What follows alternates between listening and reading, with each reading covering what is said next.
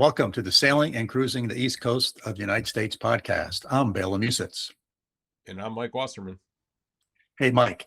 Today's guest on the podcast is Mark Welcome. He is a member of the Saratoga Lake Sailing Club, where he is responsible for their sailing programs. Mark and I talked about youth and adult sailing programs, ranging from learning to sail to taking trips to the BVI to learn about chartering a sailboat. So this is a great example on how sailing clubs can be the starting point to learn how to sail, not by reading books, but by actually sailing.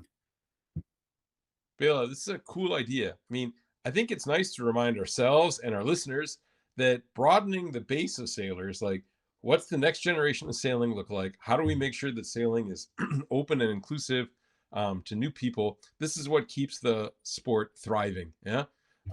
And the more inclusive we can be, I think the better the sailing community will be for it. So, I think especially, and listeners should kind of think about this idea of how do we get more kids out sailing and how do we make sure that the next generation sails.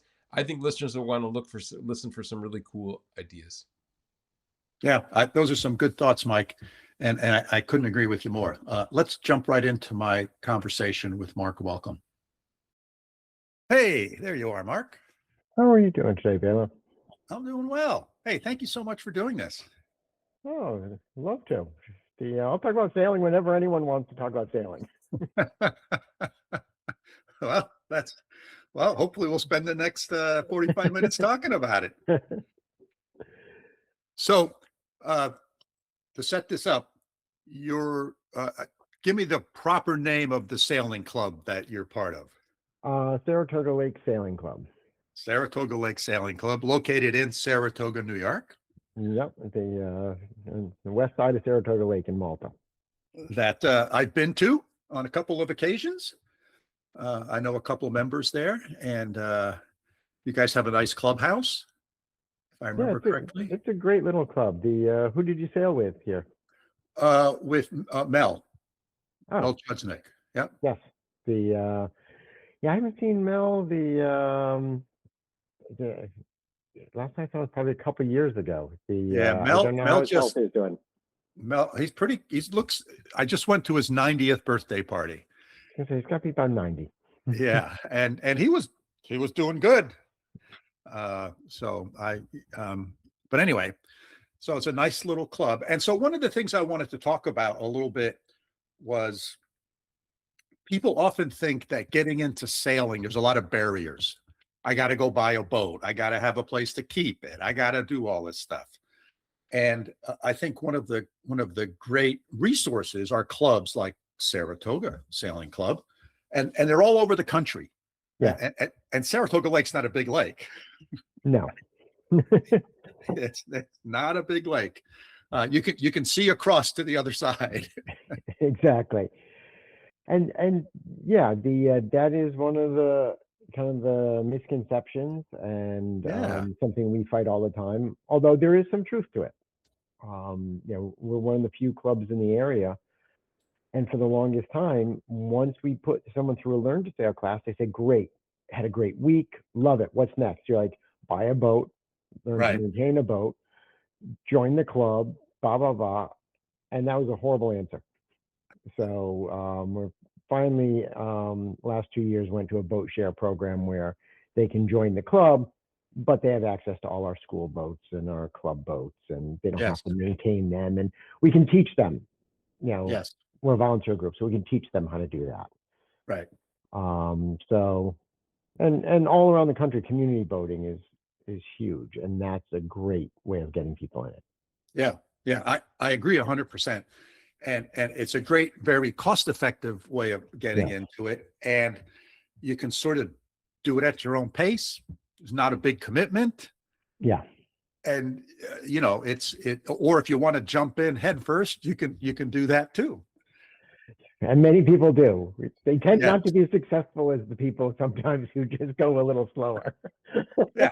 Now talking about jumping in head first, you just got back from taking some of the club members, if I remember correctly, down to the islands, the Caribbean.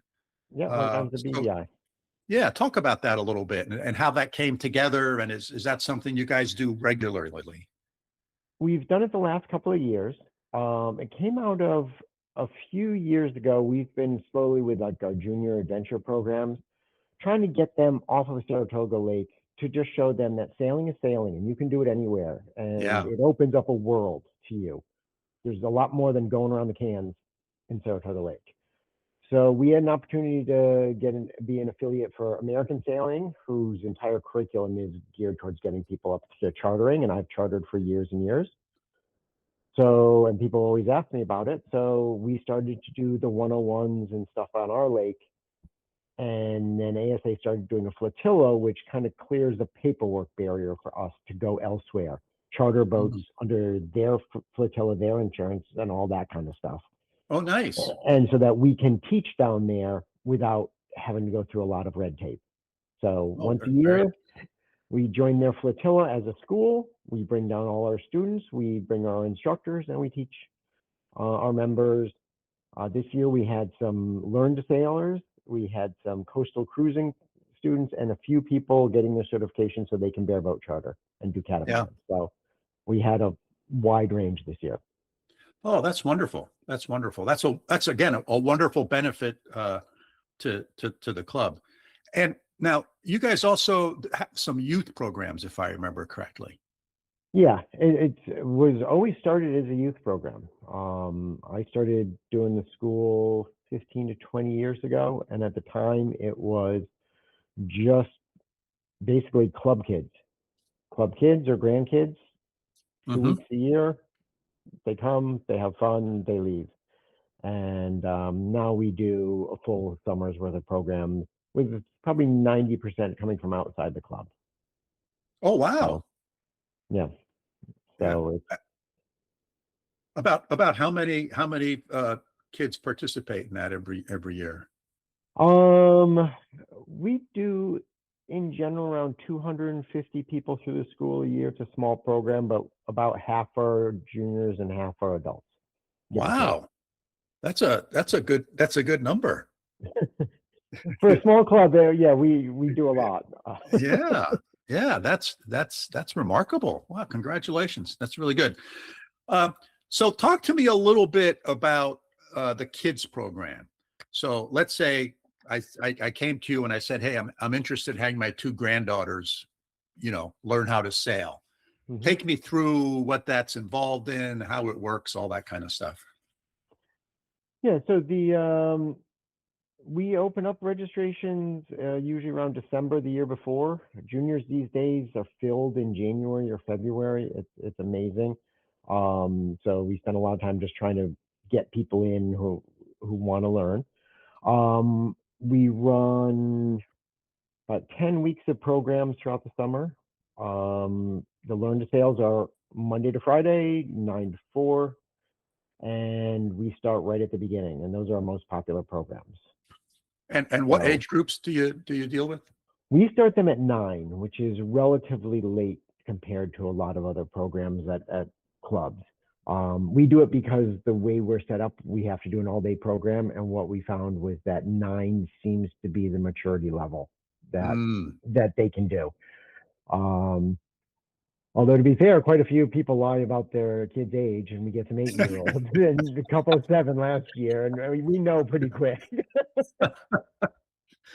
Yeah. Usually, you just have to ask the kid, and they go, "Yeah, my mom told me not to tell you." Oh, that's great. But yeah, so they come out. We start them at 9, and it's an all-day program. And unlike some other programs that are in our area, we just do sailing. So it's right from the get-go. Day 1 is swim test and capsize and all the safety stuff. And our goal is by the end of the week to have them confident enough to rig a small boat and go out safely and come back. Wow. So it's a 1-week program? 1-week program. A lot of people sign up for multiples, and we run Learn to Sails, and then we run intermediate classes. For kind of the dividing line is what we say is if the person can show up, rig a boat, and go out, they're intermediate, and now we'll focus on how to sail better, and expand their horizon with different boats and things like that. Yeah. And then we go up to, once they're through intermediate, we've always had a race program, junior racing, which is much more of a team type approach. They start in June. They come a couple nights a week. They race with a club on Wednesday nights. They do regattas throughout the season. And a few years ago, for the kids who didn't want to race, or actually some kids who race who just want something different, we started an adventure program, which is really just mess around in boats. You know how to sail. You don't want to do drills anymore. So we'll put you on any boat we have, or any boat we can beg, borrow, or steal.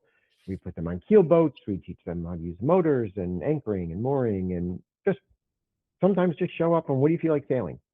Yes. We'll go sail just for the pure fun of it. Oh, nice. And what's sort of the instructor to student ratio in the Learn to Sail program, the introductory program? Our classes tend to run about 15 to 18 students. We might have certainly no less than 3 or 4 instructors, usually more. Because we're in upstate New York and not a huge sailing community, we home grow almost all our instructors. Almost all our instructors come out of our program. And I'm very lucky that the board and the club support me, that we hire a lot more people than we need. So any club kid, any member's kid or grandkid who wants to teach, we will help them get certified. We will train them, and we will hire them whether we need all of them or not. Wow, excellent. And what's the different levels of certification that your instructors have for the youth programs? We do the U.S. Sailing level 1, which is the first instructor that they can get when they're 16. When they're 14, they can get the U.S. Sailing counselor class, and then they volunteer with us until they turn 16 and we can hire them. And then any of them who want to go on to level 2, or level 2 is head instructor, level 3 is either Rage Coach or program director. And if they want to do it, we will continue to support them and do that. Excuse me. Oh, bless you. Wow, that's wonderful. That is really good. So the talk to me a little bit about the types of boats you have and sort of the type of sailboat. Again, I'm focusing sort of on the introductory class for kids. Yeah. What would they go out in? Introductory, they would go in Hartley 12.2s, which are rotomolded training boats, which is a little different than a lot of clubs. A lot of clubs, especially racing clubs, always start them in Optis or Optimus, and Green Fleet, Red Fleet, and get them racing immediately. We view it more, while we're a racing club, we're not hell-bent on all kids must race. Got it. So we approach it as a social thing. Kids love to sail with their friends, so it holds 2 or 3 kids. It's rotomolded, so when they play bumper boats, which they will, I don't have to have staff who does nothing but fiberglass work. Yes. Yes. We used to do all lasers and sunfish, Yes. and some Optis. And that was hard, both because of the maintenance on fiberglass boats, and they're delicate boats to teach people to sail in. But, back when I started, we just had whatever boats we could, find, whatever people gave us. Nice. Luckily, over time, we've upgraded. So we, of course, sold them all at the end of 2019, and decided to go to social sailing. And in 2020, when COVID hit, I had to buy them all back. Oh, that's funny. But now we do the Hartleys, which are great trainer boats. Okay. Great trainer boats. Excellent. I'm not familiar with them. What's their overall length? And They're 12 feet long. Okay. They're open. They're very similar to kind of the RS Quest. We had tried a few. Hartley is a UK company, but they had dealers, and then we bought them, and now they don't have dealers in the US. So we deal a little with part issues, but Yeah. It's fine. Yeah. Very nice. But they're nice. And what type of rig is it? Main and jib, and also the 12s, 12.2s, which we got, have a sprit and an asymmetrical. Oh, wow. Which, so we get to use them in intermediate and introduce asymmetrical spinnakers and have them do that as well. Oh, wow. So So you very you can flexible. cover, yeah, you can cover a lot of stuff with that boat. Yeah, Excellent. yeah, it's worked well. And then the juniors will do those through intermediate. Intermediate, they'll step up to FJs, flying juniors, and that's what our race team uses. People might, if you're not familiar with FJs, they're more prevalent, I think, on the West Coast. 420s, a very similar boat. Just happens to be that the clubs around here, the Lake George clubs, Lake Champlain clubs, all race FJs. So we have FJs. Right. Right. So do you guys have races amongst the different clubs once you get to a certain level? Yeah, the race team starts off actually this Thursday. We start the season with our regatta. So we've got people coming down from Lake Champlain and Lake George, a bunch of juniors and coaches and parents for Thursday, Friday. We'll do a 2-day regatta, and then next week we'll be in Lake Champlain at I think LTYC this year, Lake Champlain Yacht Club, doing their regatta that they share. They alternate years with Mallett's Bay up around Burlington. Mm-hmm. So we'll go there for a couple days, and then we do Cheeseburger Regatta, I think 2 weeks after that, which is the Lake George Regatta. And that's great. The kids most of our racers have grown up with their racers. You know, they've been racing against each other for a long time, and it's fun. Yeah. Yeah. Well, that sounds like a lot of fun. Sounds like a really wonderful program. Holy smokes. I got to figure out how to, I have 4 granddaughters. The oldest is 12. There's a 12, a 10, and they live close by. So they live in Saratoga.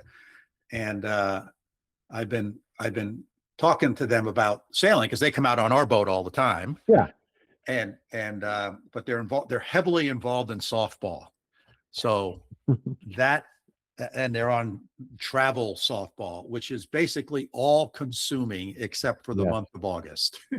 That is one of the challenges we have. One of the changes I've seen over the years is just the amount of scheduling that kids, have in terms of, if they play a sport, their coaches want it to be a 4-season sport. Right. So that's one of the things we compete against a lot. Yeah. But it's if you're selling out in December or January, it sounds like you're doing okay. Yeah, we're doing good. Yeah. We're lucky. But but we do have that. I know this week we have Adventure Kids in. So that's also kind of all season. They start coming in evenings in the beginning of June, and then they'll go through halfway through August coming, plus a 1 week. And those kids are mostly in the 12 to 16 range, and their schedules are tough. So a lot of them come, maybe they come 3 days, or maybe they come 4 days, and some Thursday nights they come, some they don't. So what I hear you saying is that these programs are kind of flexible. So they're not, you got to be here every day or we're kicking you out, right? It's a much more friendly engagement level. Yes, we occasionally get parents who don't subscribe to our particular approach, especially in the racing program.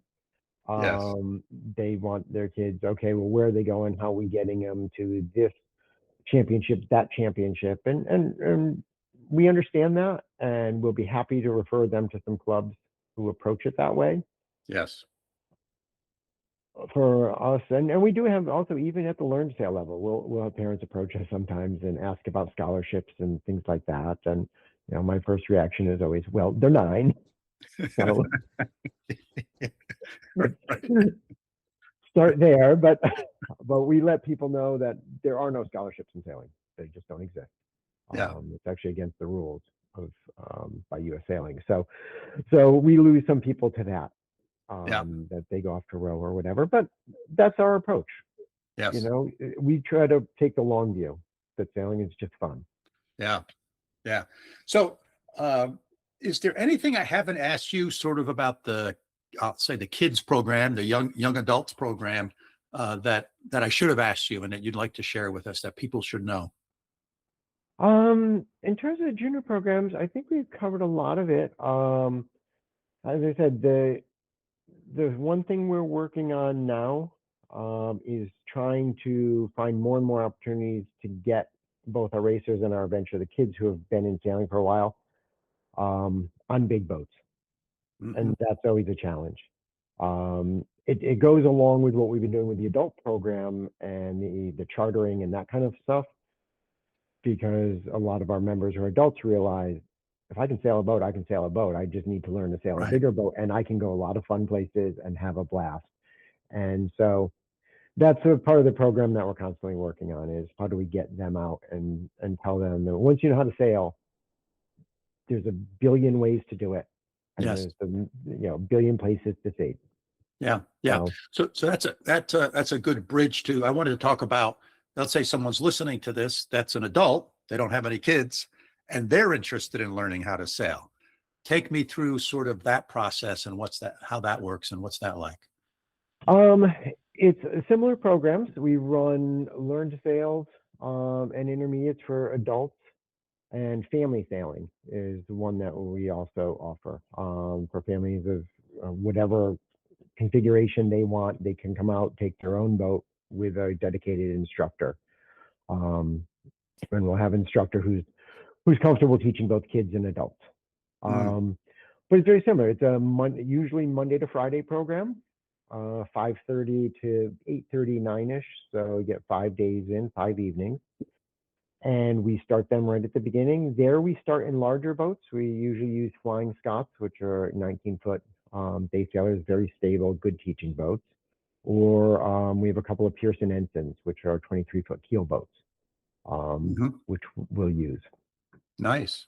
And the goal is the same. In 1 week, we want you to be able to walk down to the dock, rig a boat, go out and sail. And as I said, we do about half of the students who come through are in the adult program. We always focused really on Learn to Sail and Intermediate. Over the last few years, we added family sailing. We've added the American Sailing certification, which if anyone listening knows about that, that's really geared towards people eventually wanting to sail larger boats. So we figured, well, a lot of our members wanted to do that. So let's get the certification so we can do the 101. We can teach a basic keel boat. And the 102, which is intermediate, it's how to sail better, how to trim sails, how to do all that stuff. Yep. And then they don't have to leave the area to go to the coast or whatever to get started. We can get them started, and then if they want to go to the islands, we can do that once a year. They can go to other schools and pick up their certifications. Nice. So we started that a few years ago, and we also do intro to race programs, because we are a racing club and we have very active racing. And also because people find this odd when we teach them Learn to Sail. One of the things we always tell them on the last day is, even if you are not competitive and you couldn't care less about racing, please race. You will become a better sailor faster by its very nature. You will get on more boats, you will meet more people, you become more integrated into the community. And also there's a lot to be said for sailing with a purpose. You're trying to get from A to B with some level of efficiency, as opposed to, which teaches you a lot and it makes you much more comfortable quicker. So we do run intro to race programs, which start with how to be crew, where to sit, what to pull, what to do, what not to do, and how a race works. Yeah. And don't have to be skipper, just this is how a race works and this is how you can get started with it. Yeah, that's my son, my younger son, taught sailing up at the Sagamore for a number of years. They had a sailing school up there. Yeah, they had Colgates, and they had 3 or 4 Colgate 21s, I think, or 22s or something like that. And he worked up there summers while he was going to college, and he taught sailing up there. And they used to do a Wednesday night. The Sagamore would sponsor a Wednesday night sail, right? Nice. Right in front of the Sagamore. And so I used to go up and crew for him all the time. And uh, early on, when I first learned how to sail, I did that when I was a teenager, and it was crewing on someone else's O'Day 22 in sort of a Yeah. club race. And you're absolutely right. You learn so much stuff. Yes. And you basically, all you need to be able to do is follow instructions. You don't have to know anything about sailing. And Yes. if you can follow instructions, someone will take you as a crew member on their boat. It is interesting when we talk to people, and we always have to kind of talk them through because they're new to sailing and everything, and they, not being in sailing culture, the idea that they can just show up to a club on a race day and say, "This is what I know, however little or however much it is. Right. Would you take me for a ride?" And someone will say, "Jump in," Yes. and they don't believe me. And so now this year we've started to be a little more organized so that on Wednesdays and Sundays, we try to have one of my instructors there. So any students who show up, we can make introductions and make it a little Yes. easier. But you're right. If you can sit where they tell you to sit and pull the string they tell you to pull, That's right. they're often more than happy to have you aboard. Have a smile on your face, a reasonable disposition, and a 6-pack of beer in the trunk of your car in a cooler, and anyone will take you. We had some kids from RPI came up a couple of years ago, and no one saw them, but they just came onto our porch and put a 12-pack on the table on top of a note. It said, "We know what crew's job is. Call us." There you go. They got rides. Yeah. Yeah. So I think that's an important point, where if you don't have to have any experience really, and you can probably get a ride on a boat on a Wednesday night or a Sunday, whenever Yeah. the club is holding their races. And that's true of all clubs, not just the Saratoga Club, right? Yes. And that's a great way to learn, because you're learning by doing. You're not learning by watching YouTube videos. You're not learning by reading a book. Exactly. You're learning by doing. And the Exactly. start of the race will be very confusing to you, probably for the first 10 races. You won't Yeah. understand what's going on. I still don't understand what's going on. But if you accept that in your brain, you're not going to understand it, and that's okay. Yeah, and eventually, well, also what we always tell people is, if for whatever reason there's no wind, no one wants, there's not enough people Right. to take you on a boat, we also will always say, just walk down to the dock to the race committee, the RC flat top, the pontoon boat. They will take you on that boat. They might ask you to Yeah. write down some numbers that they yell out, or Right. lift the flag, but they will explain everything to you while you're sitting on a pontoon boat. You got a nice day on the water. People explain the race to you. It is, I think, sometimes hard for people who aren't in the sailing culture to understand that you can just go to clubs, Right. and almost all are very welcoming and will be happy to teach you and talk to you about it. One of the things I've said many times on this podcast is that the sailing community, the boating community in general, but I think particularly the sailing community, is the most friendly, welcoming, and helpful community that I have ever experienced in my life. And if the rest of the world was a little bit more like that, the world would be a much better place. Because It I really, can't tell really you the is. number of, I can't tell you the number of times I, had my feet dangling out of a locker on my boat, and someone will come by and say, "Hey, do you need a hand?" Yeah. Right? It's like, "Can I hold something for you? Are you missing something?" Right? It's just a very welcoming community. And I think somehow as a sailing community, we need to take advantage of that more. Yes. Right? Yeah, absolutely. It's interesting. A few years ago, I was having trouble scheduling the full week for adult lessons because we race on Wednesdays, and Yes. most of my instructors are racers. So I decided to try, okay, well, we're going to skip the Wednesdays. We're going to extend the hours on Monday, Tuesday, Thursday, Friday, and we'll skip Wednesday. And I learned really quickly that was a mistake, because Wednesday is when the whole club shows up.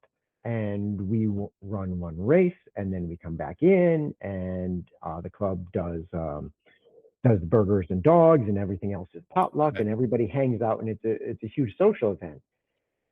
And all of a sudden, it was pretty quick. I realized, well, I just hid them from this whole welcoming community who I really want learn to sail people to meet, so that they understand that this is a community, and it's a great thing. So Excellent. we did 1 year of that, went back to it. Yeah.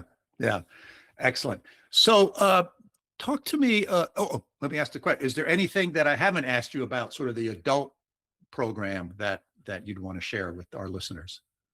No, I think for the most part, that kind of covers the adults. The one thing we've added, which I'll preface with, not everyone at the sailing club loves it, is we also started to add some powerboat safety courses, hands-on. When I brought up the idea, people looked at me like, we're a sailing club, and I will admit, I own powerboats as well. I fish, I have powerboats. But we did add that for our adult programs and certification from American Boating on that. The idea just being that, how I look at it is, if someone just bought a powerboat, wouldn't you want us to get our hands on them first and just give us a chance to teach them how to, not kill us out there. Right. And if you have a larger boat, half the time a powerboat. Right? Yeah. I mean, a year ago, I helped a friend move a boat from Florida up to Burlington, actually. And we calculated it, 70% of the time we were a powerboat. Yeah. And it was a big, beautiful sailboat, but 70% of the time, we were under power, right? Yeah, I was just down with some friends who are more powerboaters, but we went sailing down the Bahamas just to check it out for our future trips with our wives, and the wind just wasn't cooperating. So we had 2 good days of sail out of 7, but yes, that's the way it is. 5 of those days we're just powerboating around. Yeah, excellent. So if someone's listening to this and they're reasonably local and they're interested in joining the Saratoga Lake Sailing Club, talk to me about that process, how it works, how much it costs, what the commitment is, etc. So there's an application. They can just go to sailsaratoga.org, and there's a membership menu item somewhere in there that gives kind of all the details. But most of the people who join us come right out of the school. I would say 70 to 80% of new members come out of the sailing school. They came, they decided to try it, they liked it. Oh, very nice. And joined. Or they're the families of juniors who have liked the program. So there's an application process. We are an all-volunteer club, so we have some limited resources. We have about 180 to 190 memberships, and we tend to run pretty full. We can vary that number based on boat park space. Over the years, our limiting factor has been different. For a while, it was water. We took care of water. We had sewer. We took care of sewer. Right now, our limitation is boat park space. But there's an application process. Usually, most people get in the spring, as people don't renew, move out of the area, or whatever. Sure. But to your point about, we talked earlier about accessibility, there's an idea that it's extremely expensive, and it really isn't. Our membership, our dues are $700 a year, give or take. And for that, you get access to the club 365 days a year, great old clubhouse, a couple thousand feet of lake frontage on Saratoga Lake, and I don't know what we call it for boat storage. I want to say it's $75 a year a boat. Mm-hmm. So yeah, they don't show you on that storage cost. Right. And you have club boats, so you don't have to have you don't have to have a boat to be a member. That is a relatively new addition, but yes, that was the point, to make it easier. So there we have two things running now. One, we have a boat share program, and I think that's 300-ish or so, maybe a little more for larger boats, where it costs you a little extra money, 300 or so. Plus, we expect that you will join work parties to work on the club boats so that you can learn how to maintain and Sure. keep a boat. And we have sunfish, lasers, our Hartleys, flying Scots, ensigns, and most of our race fleets, thistles, kestrels. So each fleet tries to have one boat that's in this program so people can join. Oh, wow. And we're also seeing a lot of existing members who say, well, I don't want to maintain a keel boat by myself, but I'll join the boat share program. So the couple times a year I want to take my family out on a 23-foot ensign and enjoy that, I'll do that. But for the joining the boat, it is a great way, because the old manner, which you and I talked about, was, okay, you like sailing, you have 1 week under your belt. Go buy a boat. You have no idea what you're doing. You don't know how to maintain it. You don't know how to pick it. You don't know how to evaluate it. And then join a club and store it, maintain it, and the rest. It was a bad model. So we're doing that. And this year we're also trying I forget what we're calling it, introductory racing membership or provisional racing membership, where you get a discount on the boat share and the membership if you commit to racing, at least to qualify for one series. As I said, we want to promote new sailors to race because they're better sailors, and we find that most of our volunteers and people who are really integrated into our club and very active members of our clubs are racers. And racing introduces you to the whole club and everybody. Yeah. So, and what I find that when you make a commitment to something like a racing series, then you're gonna go sailing every Saturday or every Sunday, whatever the day is. You're going, unless like the weather is awful.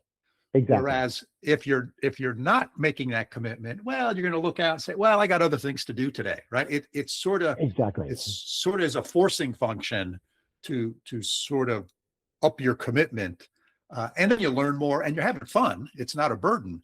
But for me, I know I need something like that. It gets me out there. Otherwise, I'll just procrastinate and sit at home if I'm not careful.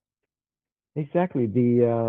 I always tell the story that I grew up sailing, but I didn't race. And I didn't race until my oldest started sailing. And I live on the lake, so I kept my boats in front of the house. And I knew about the club, but I wasn't a racer, so I didn't go over there. And when my oldest became 9 and we went over there, I think it was day 1, I ran into a guy who said, hey, I need crew on Wednesday. Okay, I'll jump on. And it was wonderful. The racing opened up so much more. It was a little humbling because I thought I was a decent sailor until I started racing, and then I was like, wow, I have a lot to learn.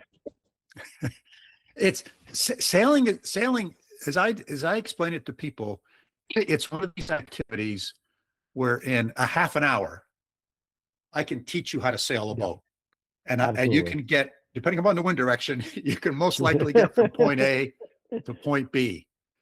But if you want, you can spend the rest of your time, the rest of your life, trying to understand the subtleties of the difference between, going an extra tenth of a knot. So you can dive in as deep as you want, or you can stay pretty shallow. Exactly. Right? It's one of those unique sports that's like that it has this broad range of potential participation and potential level of engagement. So I think that's really neat about it. I find it similar to skiing sometimes, because you can go out and you can just slide and you don't care about how you're engaging your edge or what you're doing with this or that or the other thing. You're just sliding for fun. Right. And you can go sailing for fun. And I'm going to set the main and I'm going to drift to where I go, and I'll turn around and come home at some point. Or, you can take the other end of the spectrum. Like you said, I'm going to try to eke out, Right. a fraction of a knot. I need to get one boat length on this guy. And that's great. And it doesn't have to be two different people either. I have boats, I have race boats, and I have boats that I just float around on, and I'm Yes. not trying to do anything with them because that's the mood Yes. I'm in that day. Very nice. Very nice. So before we wrap up, say the name of Well, the sail club one more time. Saratoga Lake Sailing Club. Great. And the name of the website was Sailsaratoga.org. sailsaratoga.org. Excellent. Hey, Mark. Tell me a little bit more about your background your sailing background. I mean, you mentioned you live on the lake and you really didn't start racing until your kids got involved, but tell me a little bit more about it. I think like most people, I started on a sunfish, my father's sunfish up on Cape Cod Bay when I was, I don't know, 6 or 7 or whatever as a child. Yeah. And I bombed around on that for a while, until I accidentally sank it by tying it off to a boat that sank and dragged my father's beloved sunfish to Oh the ground gosh. with it. Yes, but that's how I got into Hobie sailing, because I thought I was maybe 14 or 15 or so. My father, I thought he was going to be livid because his boat was in a million pieces on the rocks. And he just looked at me and said, "You know what I've always wanted that you're about to buy? A Hobie cat." I said, "Well, I was about to buy a Hobie cat." He said, "They were good here." So then I sailed those for a long time. I've always had a Hobie. I don't sail. I still have one. I don't sail as much as I'd like, but so Very nice. so I sailed those forever. And I said I started racing when I joined the club and started doing the school, maybe 20 something years ago, and race a variety of boats. Raced a lot of the different school boats. For a long time, I was able to race with my son, my oldest, all through junior high and high school and college. I crewed for him, Oh, very nice. and that was a fantastic experience. But now he's married and off, so. Yeah, yeah. I'm glad you brought that up because that's another wonderful thing about sailing is that it it's very easy to make it into a family activity. Yes. And I know as a parent, when our kids were young, you're always looking for things. What can we do as a family? And certainly sailing is one of those. And that's been a constant theme in sort of my life. I learned to sail similar to you on a sunfish up on Lake George, and then went to a Hobie cat, and then crewed on somebody's O'Day 22, and it went from there. And but it's a great family activity. So it's wonderful. Yeah, we were lucky when the kids were young. We was when we started chartering. Hmm. So Yeah. we started small on Lake Champlain back when there were a couple bareboat companies on Champlain, but we were able to get the kids on big boats and sail around in kind of a low risk environment where if it Yeah. wasn't going well, it was only a couple hours home. Yeah. And now I'm scheduling a trip for this winter. One of my sons is married, and both are out of school and everything. And before they start having kids and all, we said we need one family vacation with just us. So they've never Nice. been down to the Virgin Islands, where my wife and I go with friends all the time. And they asked us, "Hey, could you take us sometime?" It seems like you guys have fun doing that. Yeah. Well, that's So I'm starting wonderful. that, and it's like you said, it's a great family. It's a great family thing. Yep. Be able to cruise around, and it sounds like you've had Yeah. the same experience as I have, and it's Yeah. awesome. Yeah. And the first place we chartered was Lake Champlain also. Oh, really? Yeah. Yeah. Out of Willsboro Bay. There was a Catalina and Hunter dealer, I think, back in the days when there were those types of things. And his name was John, and he had a Hunter 36. And I had no certifications or anything. I had sailed, we Yeah. had a Catalina 22 for many years on Lake George. And so I called him up, says, "Hey, can I charter a boat?" And, we talked on the phone for 5 minutes, and he said, "Yeah, come on up." He goes, "I'll go out with you for half a day. And then I'll let you know whether I'll let you take my boat or not." And I said, "That's fair." And we chartered from him a bunch of times. And then from there, took the whole suite of ASA courses. My wife and I did those, and we took those down on the Chesapeake and chartered down there a bunch of times, and then chartered in Florida and Tampa a couple times, and then 8 years ago bought a big boat, and which we keep out on the Narragansett Bay, out Wonderful. near Providence, mainly because my other son lives out there with his wife and their two children. So it's in a marina that's a 5-minute walk from their house. So it's very convenient. Setup. Yeah, for us to go out there. We stay on the boat, and they come and visit anytime. We go out sailing. It just works out very well. Yeah. Super. That's fantastic. And it's, to your point, it is a great family activity, and I enjoyed it with my family much more so. Not that I didn't enjoy going to the basketball games and the baseball games, but those are spectator sports. They did something and we watched. Right. And this is a different experience of, we get to do it all, together. Yeah, absolutely. Absolutely. Hey, that's a great way to end the podcast. Mark, thank you so much for being a guest on the show. It was wonderful. Well, thanks for having me. I appreciate it. All right. Bela, that was super interesting. And I hope that lots of listeners kind of make the effort to help recruit new sailors, or better yet, volunteer to help new sailors learn to sail. And I guess also, I'm sure we have a lot of listeners that are already doing this. And for those doing this, a big thank you. What Mark's doing is, obviously, we both agree, really important. But again, what a cool topic. And this is, I think, a nice place to bring that up. What were your main takeaways, Bela?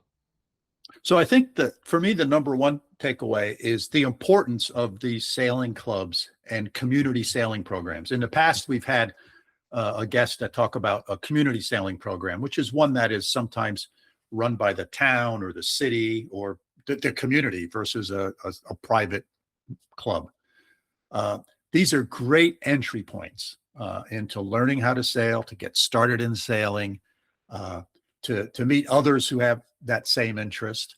And I think the great thing about them is you get education at these clubs and programs, and you get it in two forms. You get it by reading and classroom things, but you also get to go sailing on a boat. And that's the most important thing. I'm one of those individuals that learns by doing, not by reading about it. I need to do it to actually learn it and commit it to memory. So I think that's really great about these various different clubs. They're wonderful because you have access to boats. And oftentimes, like Mark was saying, at the Saratoga Sailing Club, they have a pretty wide spectrum of boats that you can get checked out on and that you can access and you can use. So it gives you some ability to say, these are the types of boats that I like. This is what works for me. It works for me and the people I sail with. So I think that's really cool. The other interesting thing about the Saratoga Sailing Club, and I think this is true in other conversations we've had with people who are parts of clubs, is they often do trips of one sort or another. And the folks at Saratoga, Mark just got back from being down at the British Virgin Islands. He took a group of people down there to sort of give them some hands-on experience on chartering boats. And the last thing I want to say is the social aspect is real important here. And if you want to participate in social activities, almost all sailors have they call them sundowners. So as the sun's going down, they're in the cockpit of their boats, or if you're part of a sailing club, you might be out on the grass overlooking the lake. I've been to the Saratoga Sailing Club. They have very nice grounds. And they're out there chit-chatting and talking about the day and life in general. So it's a great social aspect if that's something you'd like also. So those were my big key takeaways, Mike. What about you? Neat, Bela. I couldn't agree more. One thing to add, and you talked about this with Mark, is, you talked today, we've talked many, many, many times over our 180 plus episodes about how great the sailing community is. But, you and I also know a thing or two about organizations and organizational culture, having both been business professors for a long time.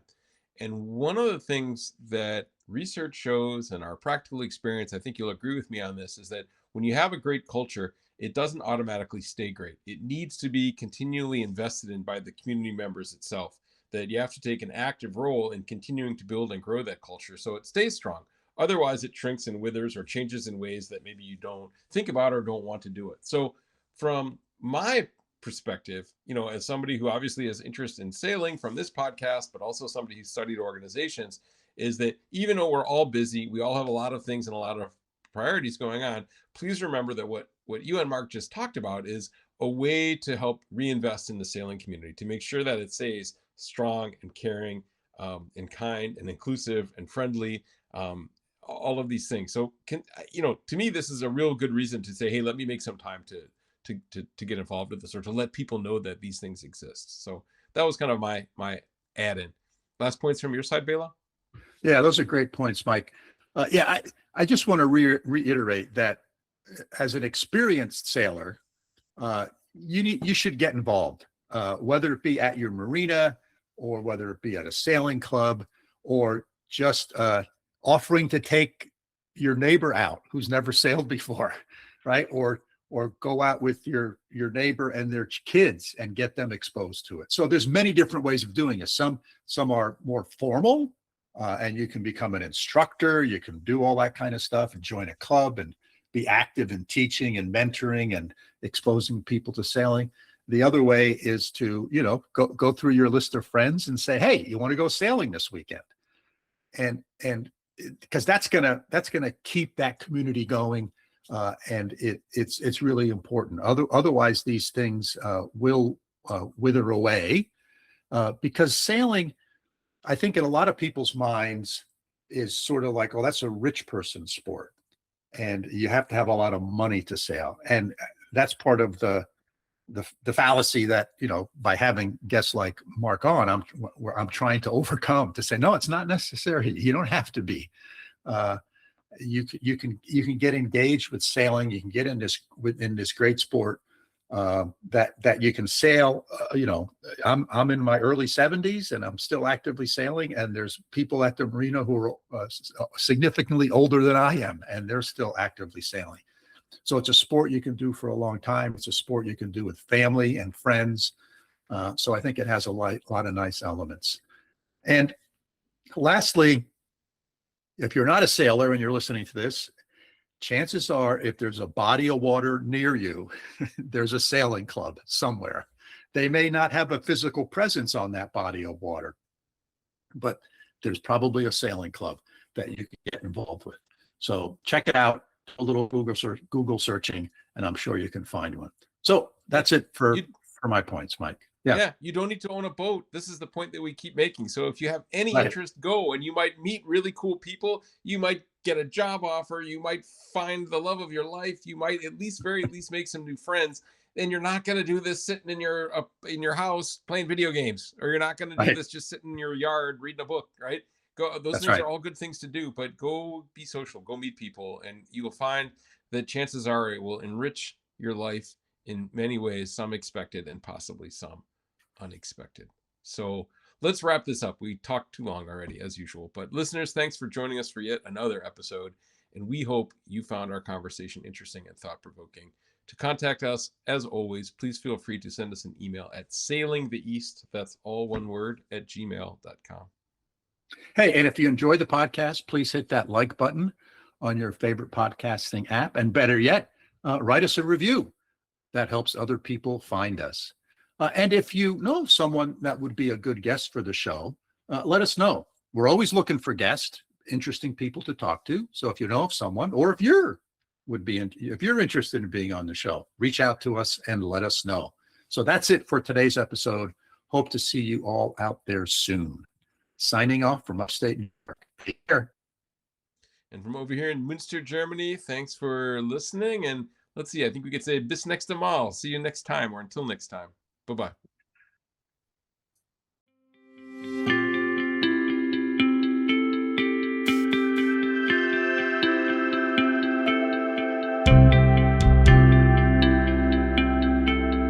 Bye.